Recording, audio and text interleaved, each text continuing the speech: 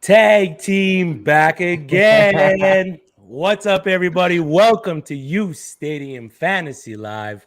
I am Chris, and as always, I am joined by Bearish Bombs, Stefan. How is it going, brother?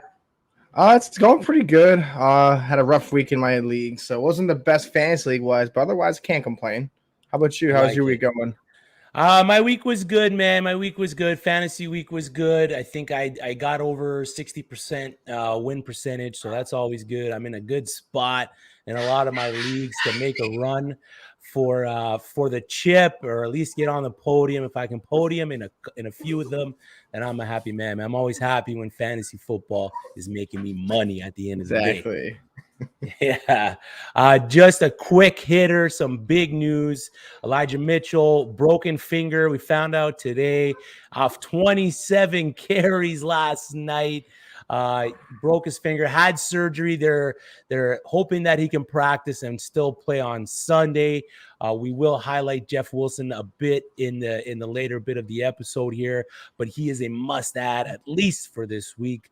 But as the trend continues for San Francisco 49er running backs, another one bites the dust. And if you haven't gotten Jeff Wilson, like if you didn't have that IR spot and stashed him like I did and some others did, he got 10 carries on Monday night. I mean, it wasn't bad. It's a good thing, he's gotten some value, but now that Elijah Mitchell has kept giving us a break, let's see if he can stay healthy and not be a Raheem Mostert, because he does have a history of being unhealthy too. So hopefully he can just maintain this for us. Exactly. I've said it once and I'll say it again. Any running back for the San Francisco 49 IRs deserves danger pay, because it is one of the most dangerous jobs in the world, man. They're just going down. We lost Mostert. Yep. We lost Jeff Wilson at the beginning. Now Elijah Mitchell's down. Trey Sermon is on an island somewhere. We don't know where he is. Send out an APB because he's absolutely missing. But nonetheless, week 11 is upon us. Fantasy football is afoot, and we're this is the stretch, man. This is it. It's the final 4 weeks for some leagues. We got a 14 week league. This is it. It's the final 4. If you need a playoff push, I've got 5-5 in some leagues. So I'm like crunching the numbers. Like, what do I need to win? Points for. So this is the final 4. The final 4 weeks. Get your team right. Get your waiver wires right. Get your fab right. Because in 4 weeks it's gonna go just like that. And next thing you know, we're in the playoffs. So. Yeah, most leagues trade deadline week as well. So go to the uSTADIUM app, drop your trades in there. We'll break down the trades for you, let you know if it's going to hurt or help your team. Make sure you're dropping a screenshot of your team into the app as well, so we can really break it down for you and let you know where to go. But further ado, like the stream, subscribe to the channel, download the uSTADIUM app. It's in the description. Everything you need is there. The social media handles, our social media handles, everything you need to win your leagues is in the description. So get at it. We have a very special guest for everyone today, joining us to help you run the gamut, fill your fantasy football trophy cabinet. Creator of the FF Face Off, a fantasy football podcast and live stream. He covers breaking news for the fantasy pros. In 2019, he was top 15 in ECR rankings, which is not easy to do. It's no easy task. He's an NFL writer for the Game Day. And most importantly, he's a Pomeranian owner. Usually you can find him on Twitter at The Real NFL Guru. But right now, he is here with us live, Anthony Cervino. Anthony, welcome to the U, my man. What's going on, guys? Not too much. Getting ready for week 11, crunching the numbers, trying to figure out who the hot ad is this week, man. How was your Sunday? How was your fantasy football weekend? Fantasy football was actually pretty good this weekend. The leagues I needed to win in, I won. And that's really at this time of the year, that's what I care about. Yeah. Are you undefeated in any of your leagues by any chance? No. Just like the real NFL, easy. There's no undefeated team. Everybody has like one or two losses. Yeah, that's it, man. How about you, Steph? You undefeated in any of your leagues? Man, I'm 5-5. Like it seems like across. It's like for me, it's like the perfect storm. It's like I'm 4-2, and then next thing I know, I'm 5-5 in 3 leagues across, and it's a tough one. The injuries are biting me in the butt, so I'm trying to power through and try to finish 9-5. 8-7, something like that. So I like it. I had one league. I started 0-7. I won 3 straight, and I'm 1 game back from the playoffs. So I'm always scratching and clawing. You can run the table. You can run the table. It's definitely possible. When you're 1 game back, anything is possible. Yep. But my QBs are Trevor Siemian. It's a super flex. My QBs are Trevor Siemian and Mike White. So I'm in a little bit of trouble there. Who were your quarterbacks? Because I sold. I was rebuilding, so I had Jameis Winston. He went down, and I sold Daniel Jones in the middle of the season to try to acquire some more draft capital to help me draft some of these. I don't know if we're gonna consider them studs next year, but someone to help out my QB room because Simeon and Mike White just ain't cutting it for me. All right, week 11 is here, Anthony. 4 more weeks of the regular season for fantasy football with the trade deadlines in most leagues happening this week. Who is a low-hanging fruit or a buy low trade target that people should be trying to acquire for the stretch? Let's see, a buy low trade target. One that's really jumping out to me is DJ Moore. I feel like people are just out on DJ Moore, and we've seen the ceiling. Like this year earlier with Sam Darnold, first couple of games, we thought DJ Moore is finally going to break out, and he's cooled off.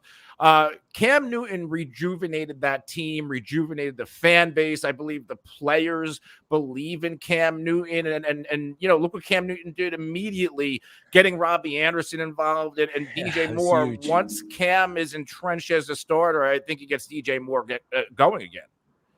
Yeah, I really like that buy, and a lot of fantasy owners are going to be looking to move him for a recency bias player. I love the DJ Moore take right there. Steph, do you got one? Robbie Anderson. Really the other side. It looks like all he needed was Cam Newton or someone that knows what he was. I mean, it was only 1 touchdown, like a 5-yard dinky touchdown, but I think going forward, Cam brings that swagger to that team, and I think Robbie Anderson should start eating more. I don't think it's going to be one of those 11 targets, 1 catch for 11 yards kind of a game anymore for Anderson. So I'm buying low on him because you can get him for dirt cheap. You can get him for almost anything. So instead of going out and giving away a big guy, you're giving out, scraps on an end. So I would say Robbie Anderson on that offense. So buy low on the wide receivers of the Carolina Panthers because they didn't produce there for a bit of a stretch. DJ Moore was big in the beginning, but he slowed down a bit. But I like it. I like the take there. One more question for you. Then we're going to get to some questions from the viewers. Randre Stevenson, big week. He saw 69% of the rushes on a 20% target share on Sunday. Since 2011, he is only the 4th running back in a Bill Belichick system to hit those numbers. Is Stevenson going to be the guy to own in that backfield, or is it Harris's backfield when he comes back? I think we're going to see a 2-man show here. And in the past 4 games that Stevenson has been active, because remember, he wasn't active in week 7. So I'm going back to week 6, 8, 9, and 10. In 3 of those games, Stevenson produced 12.6 plus PPR points. And, he had the monster game last week, but he had 15.2 in week 6 against Dallas and then 12.6 in week 9 against Carolina. That's when Harris was healthy. So there is enough room for both of these backs to be productive in fantasy. And Stevenson, I think it's pretty deceptive that he actually catches passes. You wouldn't think so with his size. But, he, in games that he's been active, like in that 4-game stretch I was just talking about, he's caught 3, 1, 2, and 4. So there's some PPR production here as well for Randre Stevenson. I think he's going to be the closer. So like on Thursday night, Damian Harris returned to practice today, which is a good sign. Hasn't cleared the protocol yet, but I'm still starting Stevenson in a flex spot, depending on who else you have on your team. Because let's say New England should dominate this game. Stevenson's probably going to get a lot of that second half work. Yeah, I agree with that. I think he's going to be a good grab for you if he's still on your waivers to go pick him up. He is available, I think, in over 70% of the leagues. So go pick up Randre Stevenson. Again, we have Anthony Cervino here, the real NFL guru from DFF Face Off. Let's get to the people that matter the most, the viewers. Let's fire off some questions. Joe Hamilton, hey, gents, bad fantasy week for me too. Traded to get Aaron Jones on Tuesday. That's unfortunate. Sorry about your luck, Joe. Omar, 16-18. Should I accept? I'm getting Patterson, who's dealing with a bit of I think it's an ankle sprain there. Yep. Derek Carr and Deontay Johnson for Kyler Murray and D-Hop. Should I accept? So what is it again? Patterson, Derek Carr, Patterson, Carr, and Deontay. For Kyler Murray and DeAndre Hopkins. So you get the stack of Hopkins and Kyler Murray. I wouldn't do this personally. I know Patterson has the ankle injury. I think it's a 2-week injury, maybe 3-week at most. Derek Carr, I still have as a low end, top 15 quarterback. Murray's been out for 2 games. I mean, I really don't know. That offensive line scares me, and that's the reason why, because Murray got hurt. They were killing him, so I would probably pass on that one. Yeah, I'm not in love with this deal either. And remember last year, right around this time, I think it was week 13, Murray banged up his shoulder. Yeah. He was never the same moving forward. I don't know if it's a confidence thing. I don't know if it was bugging him, but we don't know what Kyler Murray we're going to get moving forward. And if he starts becoming more one-dimensional, not one-dimensional, but not running as more than his floor is capped. Like he doesn't have that high floor like a Jalen Hurts or Lamar Jackson. So I'm a little bit worried about Kyler there. And even with DeAndre Hopkins, I don't think he's seen double-digit targets all season. He's been productive and efficient with what he's had. But if you look on the other side of this deal, Patterson is the guy in Atlanta. Carr's been pretty good in fantasy, but the guy I really like this year, I've been really buying into Deontay Johnson. I think he's given us double-digit PPR points in every single game. If anything, maybe one that he didn't, but he's been consistent, bringing a high floor. And right now, there's nobody else in Pittsburgh outside of Pat Freiermuth to catch passes and Najee Harris. But I'm talking about in terms of real pass catchers. Yep, I agree with that. Thanks for the question, Ryan Potts. PSA, trade for Rashad Bateman. He's about to go bonkers, folks. Yeah, I agree with that. That one catch across the middle.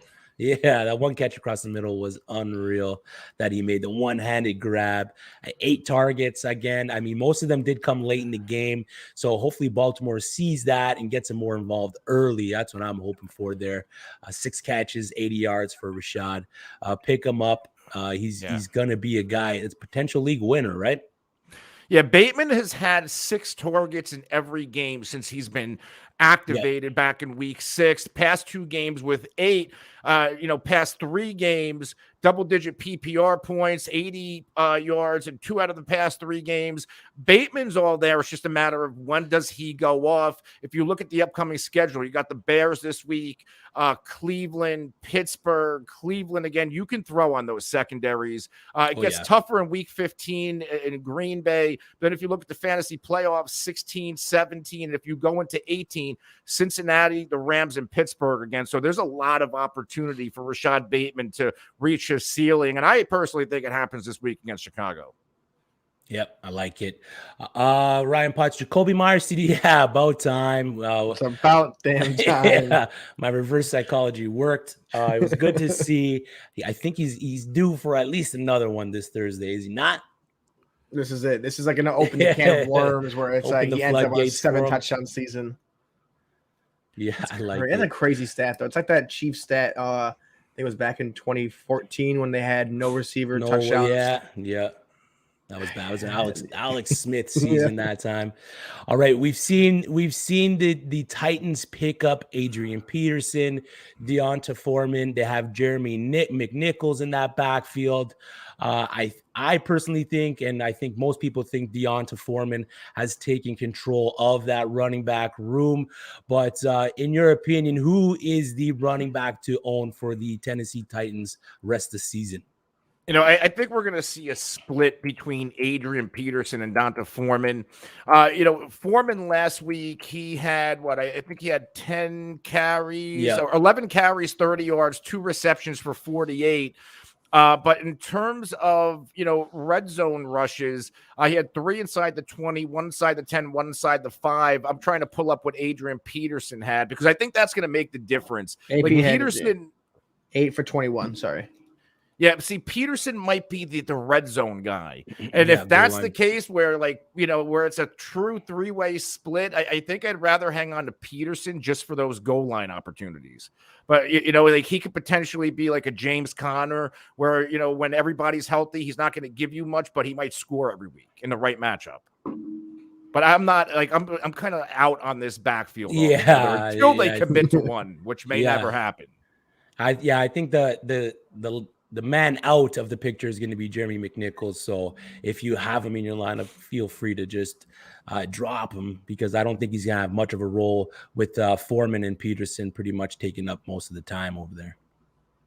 Yeah, it's like a carousel. You don't know who's going to be having a good day. It could be Jeremy McNichols next week. It could be Donta Foreman the week after that. It's ugly. It's like New England back in the day. It's like you didn't know who they were going to have running back. It's like, let's just stay away from this backfield and just not have the headache. Yeah, I agree. Speaking of waiver ads, we'll kind of pivot here. Is there a guy that you're cutting loose, like a bigger name that you've just had enough of? Previously, we've talked about Brendan Ayuk, who's kind of turned it around a little bit in the past couple weeks. Allen Robinson's been a no-show for most of the season. We've said you can kind of drop him as well. As tough as that is, the talent's there, but he's just not producing fantasy-wise. Is there a guy that you've held on to most of the season, maybe drafted him, hoping that he turned it around, but it's just not coming and you don't see it coming? So you're comfortable with just letting him go? At this point, it was Odell Beckham Jr. If he was still on the Browns, you were letting him go. But right now, I mean, he went from a luxury for the Rams to an immediate necessity. Yep. So, Adrian Peterson should be around. I mean, Odell Beckham Jr. should be added everywhere. The name that we might be able to move on to that you didn't mention, because the clear answer is Allen Robinson. How about Kenny Gallaudet? Like, what a waste. Kenny Gallaudet was. Like, we hear the report today that the Giants probably going to move on from Dave Gettleman. Kenny Gallaudet plays a big role into what has gone wrong for Gettleman in New York.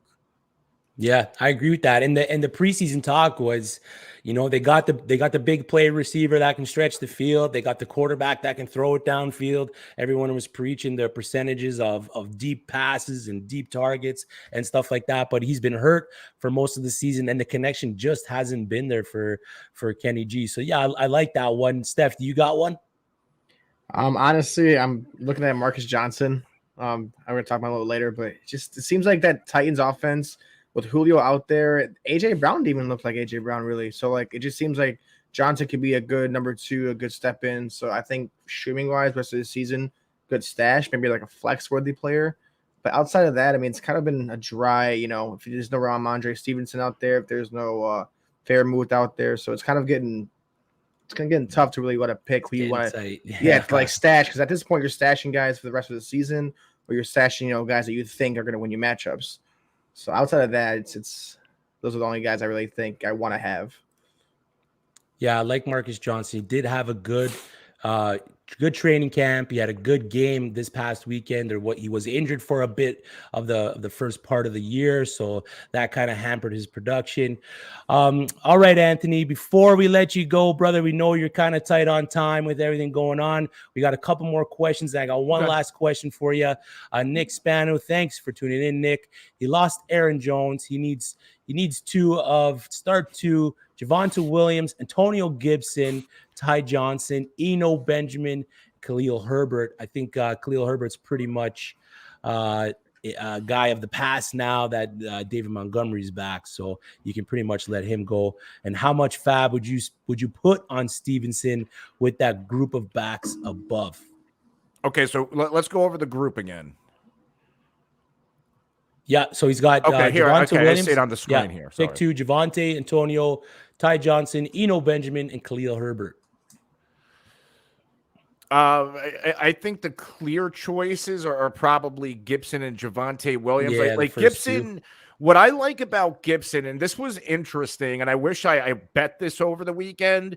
Adam Schefter early in the morning on Sunday tweeted out that Brandon Sheriff was returning for Washington, and that team was 0-12 in the past 3 seasons without him. And I look back, Gibson, the last time he had double-digit PPR points was the last game Sheriff played, and then the first game he was out. And it's no surprise that Washington, this complete offense looks different with their interior offensive lineman. He's an all-pro back. So I think Gibson moving forward, we're going to see a different player. He's also healthy with the shin, healthier coming out of his bye week. So I'm in on Gibson. It's a tough matchup against the Panthers, but he should get some of that goal line work like we saw last week against Tampa. And then Denver. Javonte's tough because he's getting the workload, he's getting the chunk yardage, but it's Melvin Gordon scoring the touchdowns. Who does Denver have this week?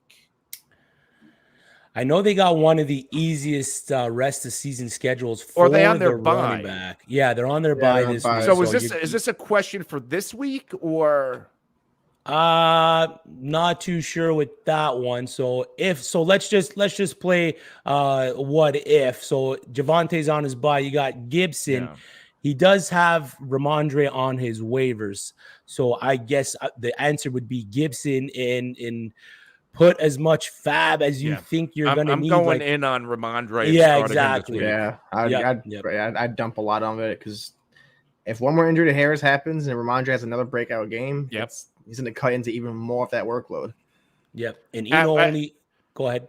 Like I said earlier, Stevenson, again, the double-digit PPR points in 3 out of the past 4 games. That's going to continue. So you have a player you can start in your flex every week, regardless of Harris's health. But if Harris is out, obviously, like we know what Randre Stevenson can do. So, yeah, I'd go at least 60% or more for Randre Stevenson. Like, it's the fantasy playoff season in a couple of weeks. Like, if you're not in, you got to get in. So don't save that money. Yeah, because it's useless if you're not in the playoffs anyway. Exactly. Yeah, Eno only saw about 6 touches. Khalil Herbert's gone, and then Ty Johnson also was limited. Tevin Coleman's back in the fold there for the Jets, and Michael Carter has taken control of that backfield. You believe Carter's the RB16 in PPR? Like when I see that, it's like total. Nobody's noticing. Yeah, exactly. And he's come on as of late too. It was a little rough in the beginning there, putting up points, but lately, man, he's been a big part of that offense, and you love to see it. He was great in UNC. He's splitting the backfield with Javonte, so it's nice to see him. Sorry, he's the RB 18. Yeah, so right around the same. I doubt the point difference is that much anyway there, but he's right there, man. And if he continues doing what he's doing for the Jets, I mean, another guy that's a potential league winner that you most likely drafted late. Those late round flyers, yeah. I mean, there's a guy like you just spent anywhere from a 12 to like 16th round pick, and if you get a value RB at that end, that's just gold right there. Yep. Carter is a stud from Nick. He and Elijah Moore have really come on. Yep. Yeah, I agree with that. Elijah Moore's been clicking with both Josh Johnson and Mike White. We'll see if it carries into Zach Wilson if he starts this week. I got one last question here before we let you go. Here at uSTADIUM, we're rolling out a game-changing app feature called Takes, where you're going to be able to buy into and make some money off your sports takes. One of my bigger takes this season is that the ageless wonder Tom Brady throws for 5,500 yards and 55 TDs on the season. I mean, this past week kind of slowed him down a bit, but he was on a good pace. What is your money-making take for the rest of the season? If you had to buy in on a take or put some money on a sports take, what is it? Any sport? I'll stick to football since that's what I know. I got to think about this for a second. Yeah, no problem. Give me a take to buy into. Wow. See, this is harder being put on the spot. Yeah, one of Steph's take was that Jonathan Taylor finishes as the RB1. That was a preseason. Great. I think that was a preseason take of mine too. To be honest with you, yeah, he was going to lead the league in rushing. Actually. Yep. Which he's right there. He's there, right? I think he's tied with Henry now, is he not? I think after this week he tied him with Henry. I believe he tied or passed him by 937 yards, both tied. I got one for you. All right, let's hear it. The Patriots will win the AFC East. I actually love that. I like that take. I would buy into that take right there. The way they're playing, the way the defense is playing, the way Mac Jones is looking, I would definitely buy into that take right there. I would also say the 49ers, when it's all said, and this is something that we're not going to know for a couple of years, they're going to regret not taking Mac Jones. And I said that on draft day. Yep. I mean, all the smoke and mirrors with that whole situation of we're picking Mac, but everyone knew they were picking Trey. I mean, they're kicking themselves, man. I think there's a couple teams that picked ahead of the Patriots that are kicking themselves right now, like the Carolina Panthers. I mean, they would love to have a quarterback like Mac Jones right now. I mean, Mac has 6 wins. I don't know if all of the other rookie starters have 6 wins combined. Yeah, exactly. Denver was there. Atlanta was there as well, right, with Pitts. So even Detroit was there. I mean, they picked Panay, but I think a guy like Mac Jones would look good on that team as well. Maybe. I don't know. I don't know if they got the squad to do what they're doing in New England, but Niners got spooked by the heat they took when it leaked. They wanted Mac Jones. Yeah. Right on. All right, Anthony, we'll let you go, man. I know you got a lot going on. Thank you for joining us. Let the viewers know where they can find you. Let them know what you got going on, whether it's fantasy football, not fantasy football, man. The floor is yours. Follow me on Twitter at The Real NFL Guru. And you guys said I do my content over at the Game Day NFL. I'm pretty much everywhere doing spots like this, but go to fffaceoff.com. It's a website. The brand's been around forever, but the website's about 6 months old now, and we're going to start adding other sports, a lot of betting picks, NBA props, along with our fantasy football and NFL content. So go check out fffaceoff.com. And guys, let's do this again sometime. This was great. Yeah, definitely. Thank you for joining. We'll definitely reach out and get you on again. Absolutely. Have a good night. You too. Good luck. Good luck this week, guys. Thank you, brother. I need that luck a lot. Yeah. Again, that was Anthony Cervino. Thank you for coming on the show. Go check him out on Twitter at The Real NFL Guru. His content is always good. When do you start research on rookies in dynasty leagues? For me, it's pretty much the year before. I'm not in too many standard dynasty leagues. Most of the ones I'm in are Devy leagues, so you have a small roster of college players as it is, so you're already looking 2 to 3 years ahead. So you're trying to find that smash sophomore or true freshman and stuff like that. So I'm already a couple years ahead. It helped me in some of my other dynasty leagues that aren't Devy. I'm in a couple. I was able to find gems like Antonio Gibson late, James Robinson I was able to grab, a couple other wide receivers, but I don't want to toot my own horn. Steph, when do you start? Are you in many dynasty leagues? Actually, I'm not in any. I'm in a big league. No, I'm in a big league that I've been with for like 10 years now. We're actually transitioning to a dynasty league. So to be honest, I have been kind of researching what's going to happen next year. But what I would do if for this kind of a league is I would wait till after the NFL draft hits and then start looking at all the running backs, receivers, tight ends, quarterbacks that got drafted, and start doing the homework, I guess, the day after the draft. Because you don't know. I don't want to like pre-do it. You don't want to do pre-drafts. You don't know what's going to happen. But I mean, I've seen a bunch of dynasties. I've been in a few, in the past years. I've had like Lamar Jackson his rookie year. So like I've done the research, but it's almost like a 365 kind of a thing. Once you get into the league, like every day you're looking at, okay, who is this guy? You're watching college, like, oh, if this guy gets drafted here and there. So that's why I like dynasty. That's why I wanted to transition to one. I was unfortunate not to have one this year, but yeah, it's 365, 7 days a week if you're in a dynasty league, because when you win, it's the best thing because you're building your literal dynasty. Yep. Yeah, exactly. I got a couple that I'm rebuilding in. So that's a bit of a process as well. It's heartbreaking because I hate playing fantasy football to draft. I love winning. I love competing. That's what draws me to it the most. But at the end of the day, sometimes you got to notice what you have in your team and you got to just bite the bullet and try to get ahead of everybody else when you're rebuilding. But I play GM. I love it. That's what I love about it. You're an actual GM of your team, and like you said, if you're having a bad season, you can rebuild, and like next thing you know, in 2 years, you're like, oh, that stacked team that was like from last to first. So I really want a league. Yeah, we'll get you in one, brother. We'll get you in one. Again, like the stream. If you like what we got going on, we got guests coming on all the time. We are live on Sundays at 11, Tuesdays at 8:30. Subscribe to the channel. The uSTADIUM content is great stuff. There's shows across the board that'll suit what you're looking for. And we accept super chats as well. And we appreciate all the support that we've had for the past 11 weeks or 10 weeks, going into 11 weeks. We hope that the information that we've been giving you guys has been helping you out. It's been a pretty fun ride, Steph, I must say. But let's get into our waiver ads for the week. That's why everybody's here, to hear what we got to say about some of these guys. And of course, the first guy on the list is Randre Stevenson, another guy that should be on this list, but it was a little too late.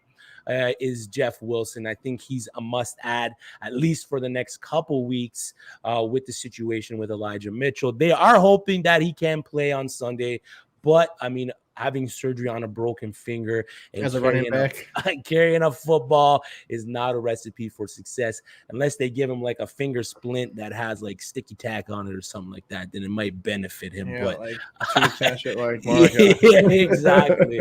That might help him out. But I doubt that's going to happen. So let's talk Randre Stevenson. We talked about him a bit with Anthony, the real NFL guru, on Twitter. He said spend about 60% of your fab on him.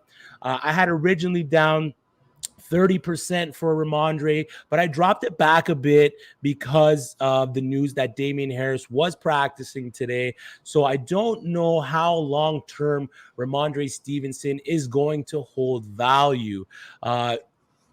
Anthony brought it up earlier.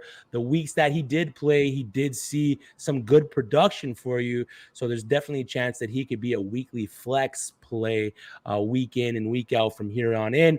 But he's available in just under 70% of Yahoo leagues.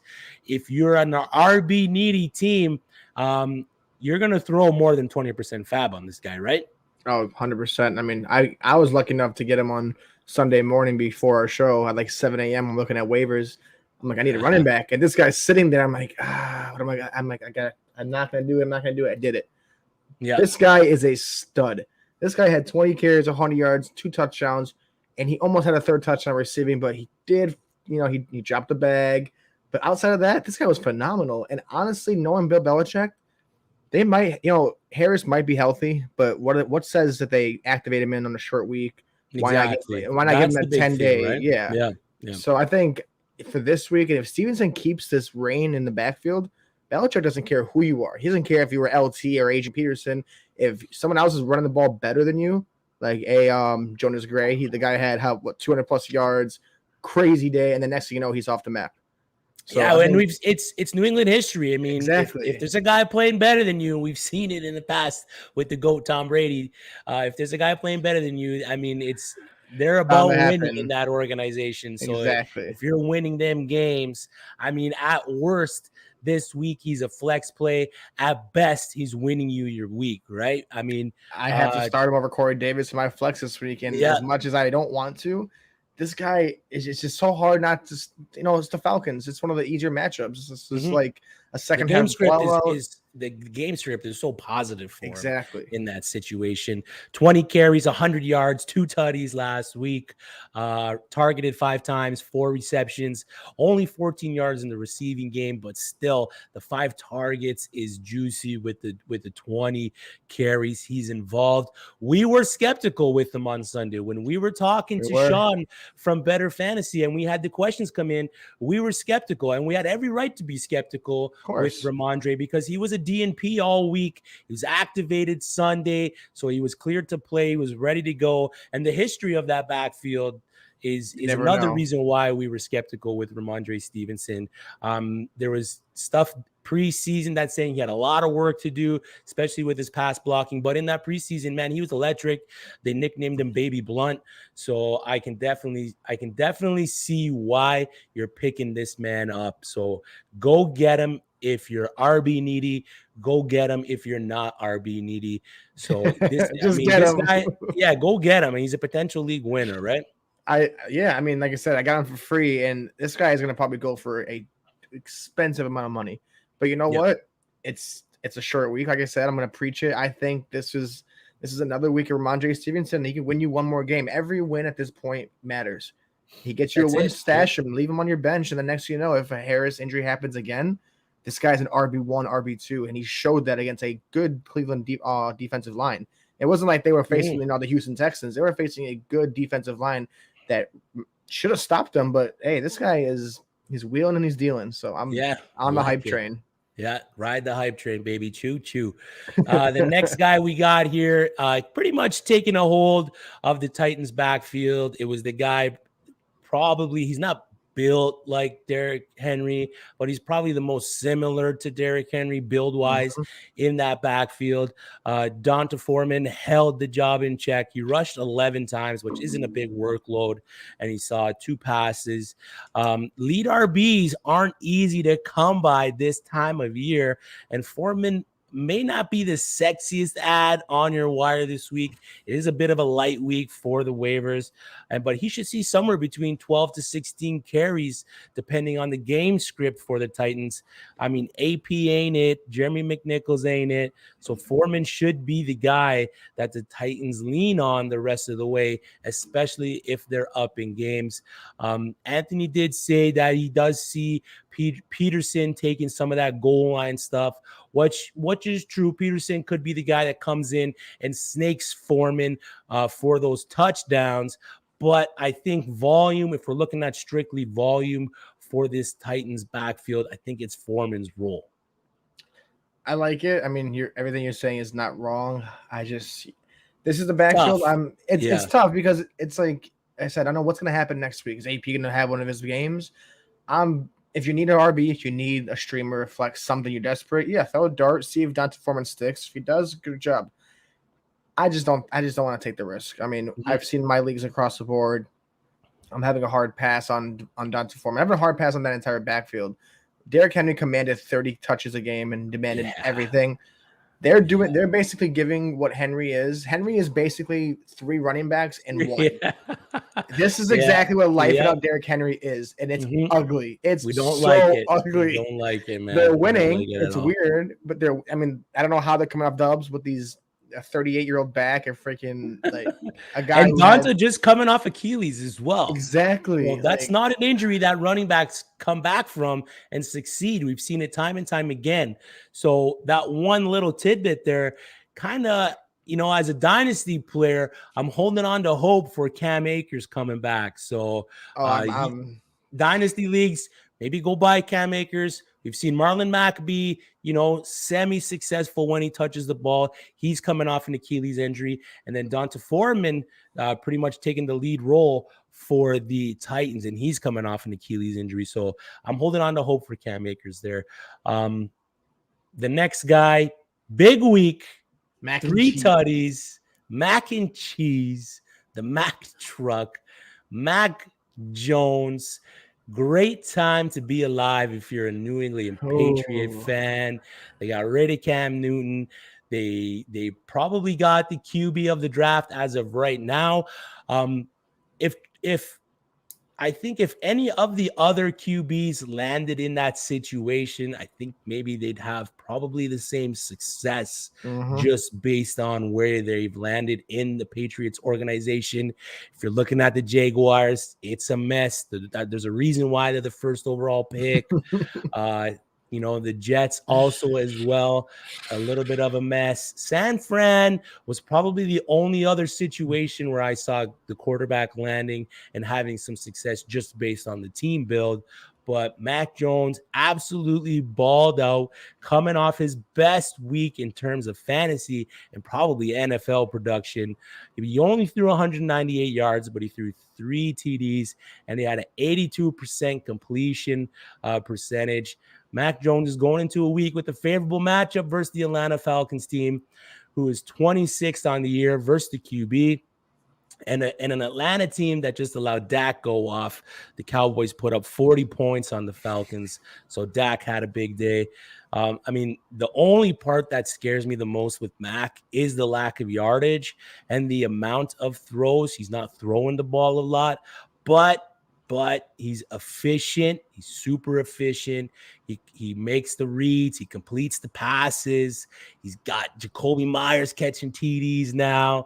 Finally. He's got a solid run game with Randre. So I'm excited for this matchup versus the Falcons.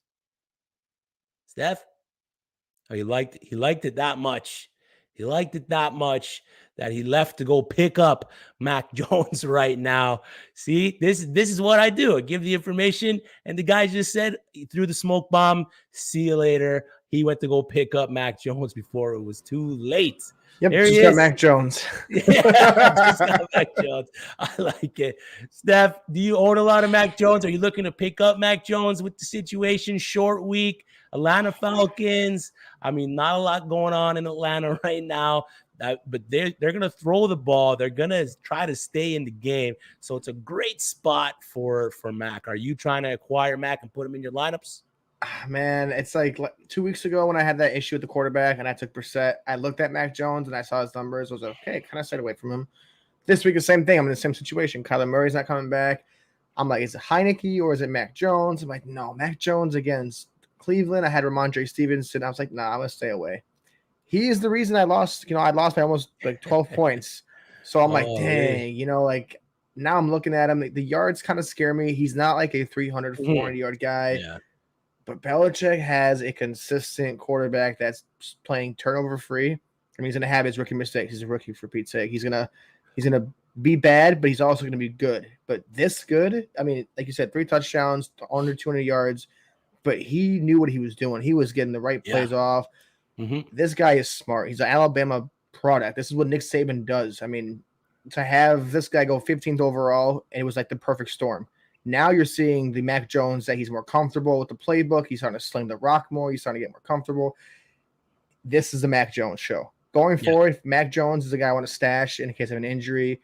I think some of the matchups that are favorable are going to be there. He's going to throw, I think, more yards, more touchdowns per game. And the deeper it gets, the more of like a sense of urgency they have to play. They've won 3 straight games in a row. They have to make a playoff spot. Bill Belichick is grooming this guy to be super, super successful. This kind of reminds me of the Tom Brady year when they were, when they first drafted him back in 2001. What happened? They were slowly, 10-6 when they made the Super Bowl. And next thing you know, rookie Tom Brady comes out, slings a rock. They beat the Rams by 3. I'm not saying he's going to do all that, but I think that Belichick knows what he has in that system, man. He fits that defense, fits the Josh McDaniels system, and the defense as well. It's all around. It's a solid team, man. He's a rookie, but I believe he's a 5-year. He's at 5 years ahead, I think, of what we think we know of him. He's a rookie, yes, but I think his mind is like beyond where we think he is. Yep, I agree. Forgive Jonah.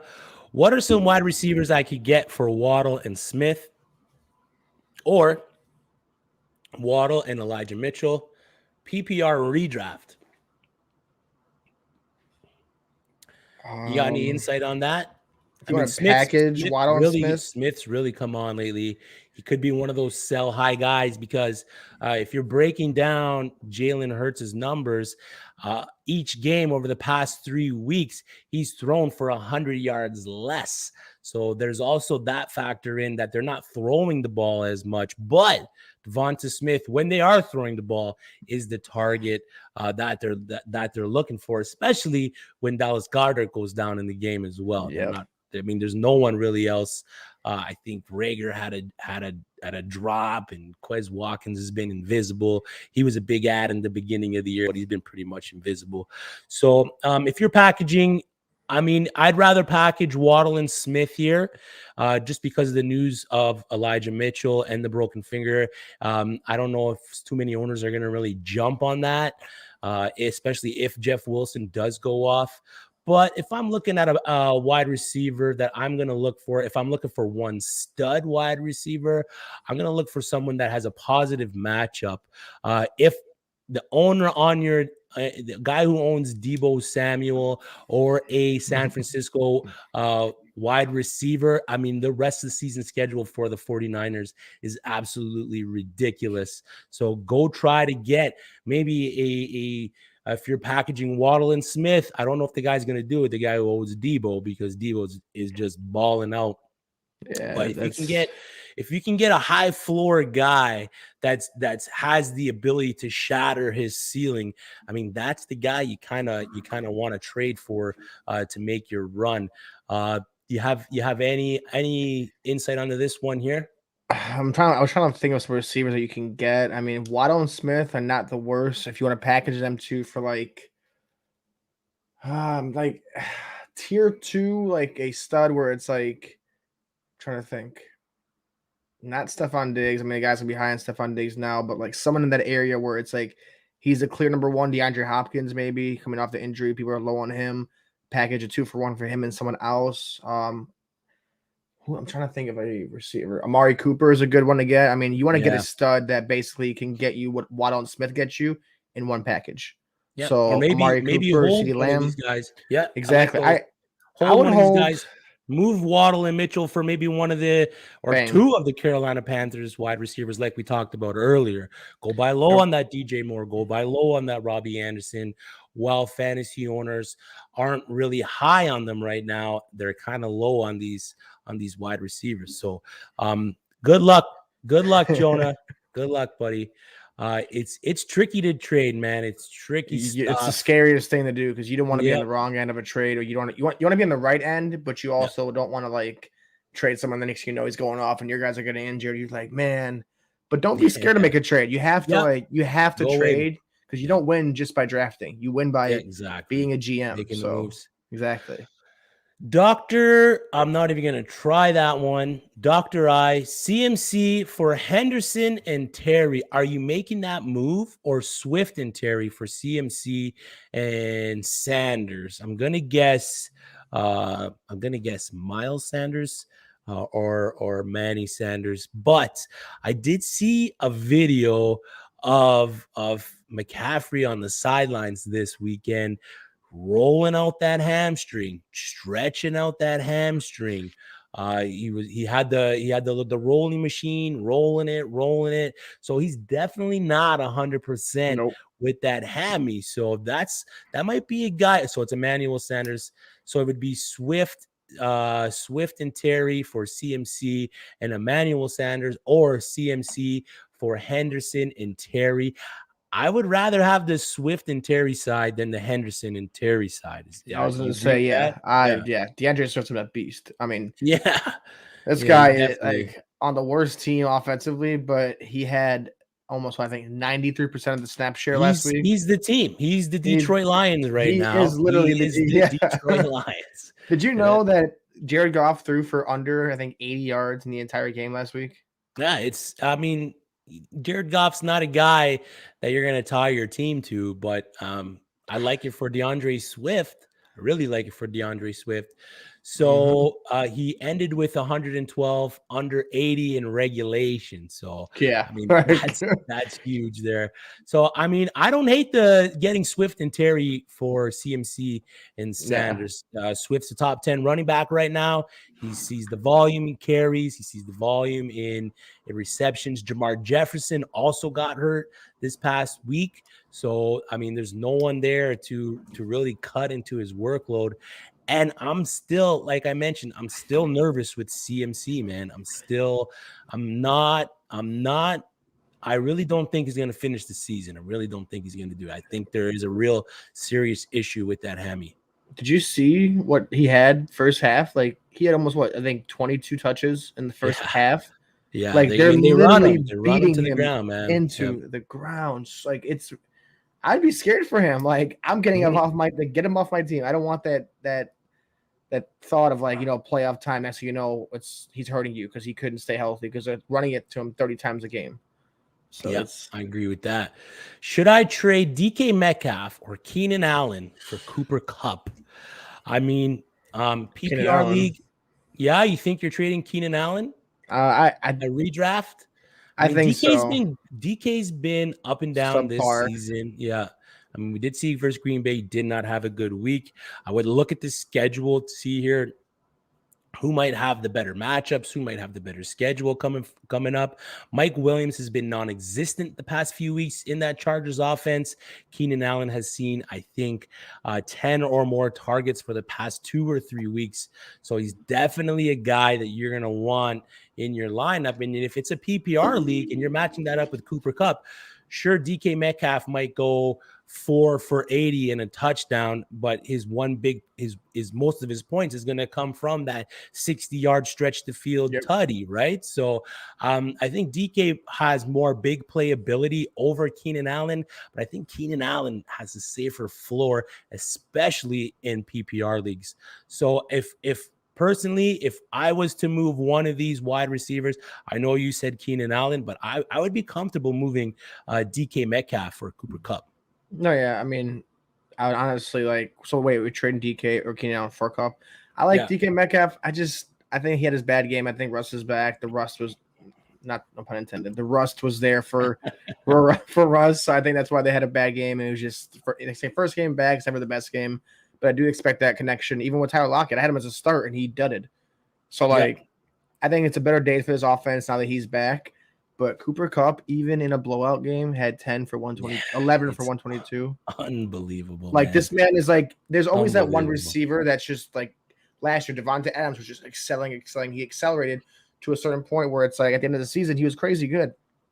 Cooper Kupp is literally on that pace. And Cooper Kupp is having one of the best years after an injury I think I've ever seen. Like, it's crazy how great he's beating right now. This is like I hate to say Randy Moss numbers, but like this is close to, we have what? 7, don't hate to say it, man. Let it out, buddy. This is like a Randy Moss. He's putting up the numbers. Season. Yeah, you can't deny what he's doing. It's what week 10 is 1,100 yards. Yeah. He's got 10 touch. Like, he's on pace for at least 18, 19 touchdowns and almost 2,000 yards. That's ridiculous. It really is, man. It really is. So just a look at DK's schedule. He's got Arizona, Washington, San Fran, Houston, playoff schedule, Rams, Chicago, and Detroit. So that playoff schedule is nice for DK. Oh, see, you gotta, so you might wanna, you gotta dig deep. Ryan, producer Splash, how deep does your league have to be to think about Godwin Igwebuike? That is, I believe, the backup now running back for the Detroit Lions. Is that right? Lions running back. I 16 yeah, 16 teamer. I mean, if you have Swift, maybe you're thinking of picking him up, just for the handcuff purposes. I don't know when Jamal Williams is due back. We saw Jamar Jefferson go down. With the usage of Swift, there is a possibility of injury, high possibility of injury there. They're abusing him too. Yeah, they're using him a lot. So it's like 12 team. If you have a deep bench, maybe grab him as a just a handcuff or a hope I mean, you don't really want to hope that a guy gets injured, but No, if something was to happen to Swift, he could really come into play for you. I don't know if he's going to produce like Swift, but I mean, like we said, man, special guy. Yeah, lead running backs, especially this time of year, are hard to come by. So, I mean, you're picking them up either way, 14, 16-team league, 12-team, deeper bench. Maybe I have him as a bit of a stash. Another guy that went off this week, Marcus Johnson, 1% owned in Yahoo. So he's not a highly owned player with Julio Jones, who is droppable at this point. Heading to the yeah, I mean, he's droppable. He's going to the IR. So Johnson has taken grasp of that wide receiver 2 role in Tennessee. He went off for 100 yards on 5 catches versus a New Orleans Saints team that's pretty good in the DB backfield. The 3 games without Julio this year, he's averaged 5.3 targets per game. He's seeing a 20% target share, and he ran routes on 71.5% of the dropbacks. Coach Vrabel was impressed and was quoted as saying it's what they needed to see from the guy. He's another one of those guys that had a great preseason, injured for the first 4 weeks, but has really turned it around. He was involved in the more important moments of the game, catching deep passes to keep drives alive and set up for touchdowns. The guy was, like I said, lighting it up in training camp. He should come with a nice floor with Julio Jones out. If you need that wide receiver on your team, I mean, he's a guy that I'm definitely looking at, especially while Julio Jones is out. I mean, yeah, he's doing what Julio was supposed to do. I mean, God, all this hype behind Julio, and it's such a letdown. Maybe it wasn't Atlanta. Like, this is gonna be one of the bigger disappointments because of the hype around this team. And Yeah. now they're doing it with Marcus Johnson, AJ Brown, and a trio of old men and a bunch of injury. They're making it work. I mean, hey, they definitely are, man. They definitely are. And it's crazy you say to drop Julio. It's see these guys like Allen Robinson, Julio Jones, IU, like these big household names. It's starting to get to that point in their career where it's like, that's it. It's a new regime. It's time to go. I mean, some of my big drop names this week: Julio Jones, Adrian Peterson. I think you can drop, and Marvin Jones. I mean, 2012 was a long time ago, and these guys aren't as relevant as they were at one point in their career. I mean, I was expecting big things out of Marvin Jones this year. I'm not gonna lie, I was expecting big things out of Marvin Jones, especially last week with the matchup, but they just faltered down the stretch, and I just wasn't. I'm just not impressed, man. I mean, if there's one wide receiver to own for the Jags right now, it's Jamal Agnew, right? Yeah, right. Like, he's everything that we wanted Shenault to be. Shenault, like Dan Yeah. Arnold. Oh, Dan Arnold's actually been one of the guys too. I Dan mean, Arnold has been seeing at least, I think, 7 targets and 60 yards per game over the last little bit there. So he's a favorite target for Trevor Lawrence. And then one last guy we got to talk about here. We talked about him last week. We told you to pick him up. He was going on to his buy, so you probably would have got him a bit cheaper. But it's a wide receiver for the Chicago Bears, Darnell Mooney. He's been a focal point for that passing offense. We told you guys last week to pick him up for when he comes off his bye. Mooney has the potential to be the league winner that you are looking for. He's averaging 85% of the team snap share, 25.4% of the target share, and almost half of that, 11% of that target share is in the red zone. So they are looking for him when it's time to score. So he's a big play ability guy. Over the last 4 weeks, he has seen 28 targets, an average of 7 per game. His last game, 2 weeks ago, he finished as in wide receiver 1. I think he finished as the wide receiver 2. And with Justin Fields making progress through the air for that offense, man, Mooney being his favorite target, I'm excited for what's to come with this guy down the stretch. Yeah, this is a guy that earlier in the season, week 1, we were like, this is a guy, this is the guy to own. Darnell Mooney, he had flashes, but just like that Chicago offense, they sputtered. They had injuries to the Montgomerys. They just didn't have that swagger that we thought Fields would have with Allen Robinson. But I think Darnell Mooney has separated himself. I think he is now the receiver 1 in that team. I think Allen Robinson is his receiver 2. It's crazy to say that, but Mooney, like you said, he's getting the money zone touch. Those touches in the money zone. He's getting the ones. The Mooney zone. It's the Mooney zone, all right? The Mooney zone is looking good, and I think he's taken away from Allen Robinson. And Allen Robinson, like you said, drop him. Take Darnell Mooney. I think he'll get you more wins. I think he'll get you more points. And he's available in 50 to 39% of leagues. Almost, go get him. Go spend $10-$20 on him. Have a guy that has a potential to be a receiver 2. If Justin Fields can get his stuff together, his mind right, his confidence up, Darnell Mooney could be his best friend. That could be a guy who could be a second half of the season, like receiver 2, receiver 3 flex guy, because he's got the skill set. He's not a bad player. Matt Nagy sucks. I'm sorry. He's Adam Gase of the NFL. Once he's gone, they'll do good things. But as long as he's there, Darnell Mooney's going to be capped for his potential. So I hope he gets it right this year. If not, we're on to next year. Yeah. Spoken like a true Maple Leaf fan right there. I got some honorable mentions. Adam Troutman, who's been legit passing threat for the New Orleans Saints, seeing a good amount of targets over the past 2 games. If he's on your waivers and you need a tight end streamer, he's a guy that you're going to want to look for. Jimmy Garoppolo, like we said, cake schedule the rest of the way. He could be one of those guys that's going to win you a week. Bryan Edwards, another guy that you should be looking for. It was finally nice to see him come out and produce for the Raiders.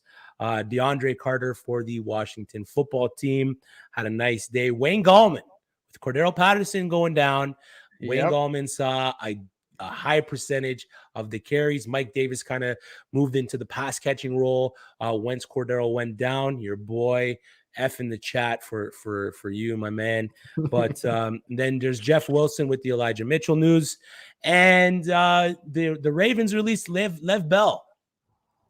Harbaugh's come out to say, I think that Murray's the backup back, so it's Freeman's backfield. If Freeman's on your waivers, if Freeman's on your wire, go pick him up. Go pick him up. Pick him up over guys like Wayne Gallman. Pick him up over Jeff Wilson. I think Devonta Freeman, yeah. Yeah, Devonta Freeman's going to be one of those guys that could be a league winner, man. Steph, you got any streamers for me, man? So when it comes to like viable players, I mean, nothing really sticks out. I mean, a few defenses going forward. Like I said, the 49ers have a cake schedule. Their defense locked down one of the most potent offenses in the NFL. The Dolphins, the Dolphins. I mean, I'm looking at their next few games: Jets, Carolina Panthers, Giants, Jets. Like going into the playoffs, getting some key wins, they're going to be a good streamable defense, I think. Also, I see Fairmouth is still not picked up in some leagues. I mean, I don't know what we're doing here. I don't know why we're not picking up a guy that's, a stud of a tight end. And then one of my bigger ones is Bourne. Kendrick Bourne just looks like when Mac Jones is successful, Kendrick Bourne is successful. If he's either passing a touchdown to Nelson Aguilar, if he's mossing people, what I like to call it, he's going up and grabbing it. That swagger, I mean, Mac Jones, Kendrick Bourne, Randre Stevenson, you could have started all these guys this week, and they would have won you a matchup. Crazy to say. They would have won you matchups easily. So those are 3 guys. I think Kendrick Bourne is kind of like an underwritten guy. I think in a deeper league, 14-man league, you have to have him stashed. 16, 12-man leagues, 16 team 100%. But 12-man leagues, I would give it a shot. I mean, receivers, you can plug one in for a flex, and he'll get you 20 points. This year has been very, I don't want to say fluky, but it's been very spotty.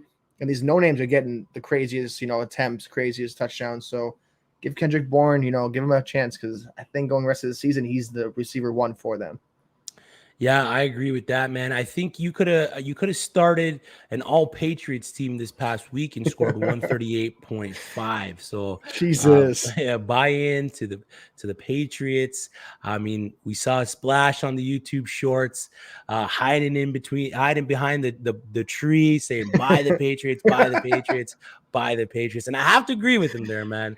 I mean, Anthony's take that the Patriots win the AFC East. I don't think it's that hot, man. The way Buffalo's been playing, I mean, the way Miami and of course the Jets are there as well. I really don't hit it. A couple streamers for me. Tyrod Taylor versus the Titans is a decent streamer on the week if you're looking for a QB streamer. Justin Fields versus Baltimore is another one. I like Dan Arnold versus San Fran. The tight end position has been absolutely eating against the San Francisco 49ers. We saw Tyler Higbee catch a touchdown this past weekend. He did have some drops there, so I mean his day could have been a lot better. CJ Uzomah versus Vegas, another team that lets up big points to the tight end. And then the Cleveland Brown DST versus Detroit. If you're looking to stream, if you're one of those guys that streams DSTs, I mean, you pick up the DST that's playing Detroit, right? Honestly, I had the Steelers defense this week, and they only got me like 6 points. But you know what, though? When a defense starts out with 10 and you end up with 6, it's like, in reality, it's a good thing. I mean, you want to get 17 points. You want to pick the best defense. But, like, I mean, Detroit is not going to sit there and blow you up. And they're coming off I think, this is like one of those hard-fought games where I think this week they just get blown out. Yeah. Like, I personally think this is the week Detroit. I mean, this was supposed to be the win. I went everywhere preaching they're going to cover the spread. They're going to win the game. They almost won the game, but they didn't. They didn't, and they're going to just regret it. They're going to go 0-16-1. And anytime you see a defense playing them, this was the only time I think they could have had a chance to win. I think every other time it's either going to be a blowout or it's going to be like one of those false hope. Do you know the rest of the season schedule for the Lions? Like, do they have a chance at any game this year? Oh my God! See if I can search it up. I don't think so. They got Cleveland this week. Then they got Chicago. That might be a game where they can sneak it out with the rookie quarterback. Minnesota, I think Minnesota's got that one. Denver, another one of those games that they can maybe squeak out because Denver's up and down. Arizona, and then they got Atlanta week 16, so that's another one. But then I think they lose against Seattle and Green Bay. So I think there's 2 opportunities for Chicago and Atlanta that the Detroit Lions can get that elusive win. I mean, it didn't look like either team wanted to win on Sunday between the Steelers and the Lions. But man, that's it for us. Steph, let them know where they can find you, brother. Find me right here, right there. Randre Stevenson Club, Mac Jones Club, the Renan Ayuk Club. You know where to find it right here on Twitter. The Bearish at uSTADIUM. I would live and die by my takes, even if they're wrong. It's just what I have to do. I got to be confident with it. I like it. Extreme. You know what I said. Now to find me. All right, everybody. That's it for us. I'm Chris. That's Stefan. Thank you to Anthony Cervino at The Real NFL Guru on Twitter for joining us today. Go to the uSTADIUM app. Ask your questions there as well. It is trade deadline week for a lot of leagues. So get there, like the stream, subscribe to the channel, and we'll see you guys Sunday.